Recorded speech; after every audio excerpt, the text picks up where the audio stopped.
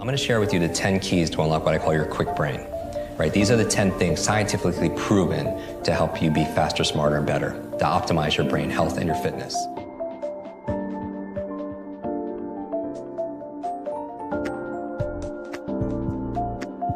Now, every single thing I'm going to say, nobody's going to debate, right? They're going to say, yes, of course, but common sense is not common practice. So what I'm going to ask people who are watching this is to rate yourself 0 to 10. How well am I doing in this one area? Like in terms of how I'm eating or exercising or something. And then you'll notice, everyone wants to know what the magic pill is. There's no magic memory pill, they're magic memory processes, right? If everyone wants to know the one silver bullet, you have to do all of these things because that's what falls within the focal point, meaning the 80-20 rule, the 20% that gives you 80% of the results and the rewards. So really fast, the 10 keys for unlocking your quick brain.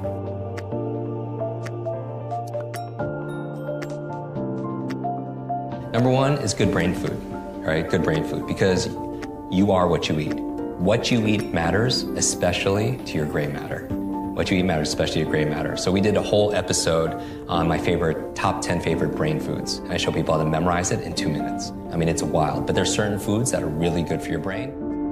Blueberries is like, I call them brain berries, and avocados and good fats and all of them. So there's 10 of them that I recommend.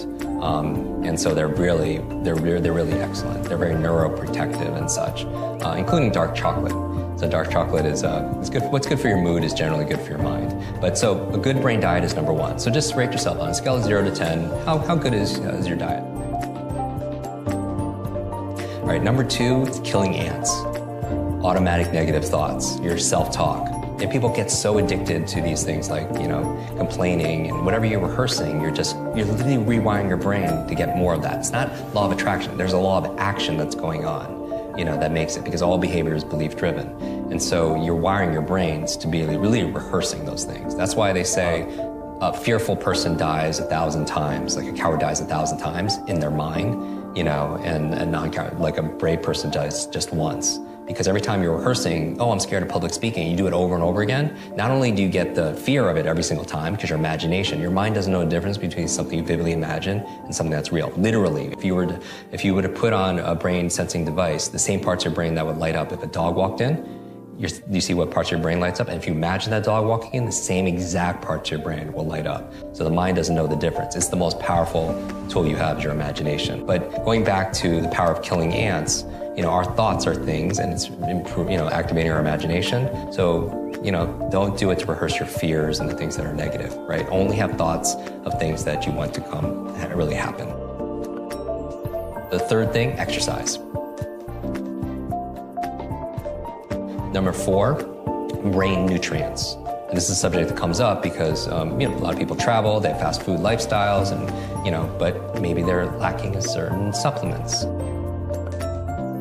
Number 5, literally, you have mirror neurons, and your mirror neurons in your nervous system is when you can watch a sport or watch a movie and you can feel what they feel. Who you spend time with is who you become because you're imitating their habits, their behaviors, their thought patterns, and everything.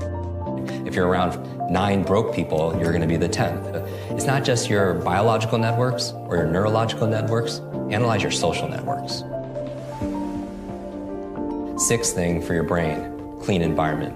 We know a clean environment is good for your brain. At an anecdotal level, when you clean your desk or you clean your laptop off, you have clarity of thought, right? But I don't just mean that. I mean clean air, clean water, because there's a lot of pollutants that's not good for your cognition, right? So from there, we have number 7, sleep.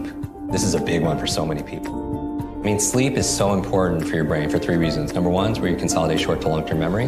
Everyone who pulled an all-nighter back in university, that hurt you because you need that sleep. Number 2, it's where you clean out the plaque that could lead to brain aging challenges.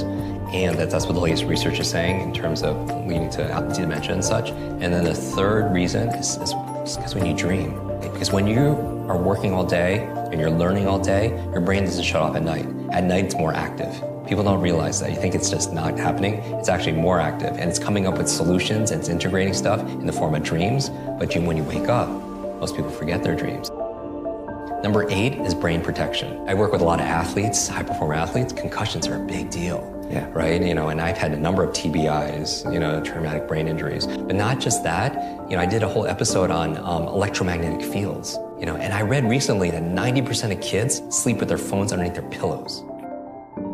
And then finally, 9 and 10, ninth key to keeping your brain alive is new learnings, right? The neurogenesis and neuroplasticity means neurogenesis, you could create new brain cells the day you die. Science never thought that. Neuroplasticity is saying you could create new connections, meaning that Einstein's brain wasn't bigger than any of ours. In fact, it was smaller, but parts of his brain were very highly connected because he would do these theta state brain thought experiments, and every single time you have a new thought, you may create new connections, right?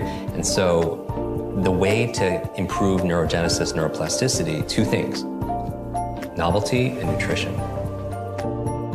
Finally, number 10, stress management. Meaning, people don't realize it because it's invisible, but it's like you don't realize how much stress you're under until you're on vacation or you're getting a massage. You don't realize because it's all there all the time.